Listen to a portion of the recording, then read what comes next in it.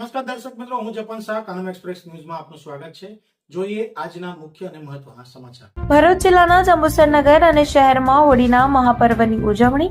પંથકમાં 2 ફેબ્રુઆરીના રોજ ઢળતી સંધ્યાએ હોળી પ્રગટાવી પ્રજાજનોએ એકતા અને એખલાસપૂર્વક હોળીના મહાપર્વની ભક્તિસભર માહોલમાં ઉજવણી કરી. આ વર્ષે દિવાળીના મહાપર્વની જેમ વચલો દિવસ આવે છે, એવી જ રીતે જનતાની અવઢચ વચ્ચે પૂનમના દિવસે ચંદ્રગ્રહણ હોય મંગળવારના દિને હોળી પ્રગટાવવામાં આવી અને 3જી તારીખે પૂનમનો દિવસ વચલો દિવસ છોડીને 4થી તારીખે દેશવાસીઓ અને ગુજરાતીઓ ધૂળેટી બુધવારના દિને મનાવશે.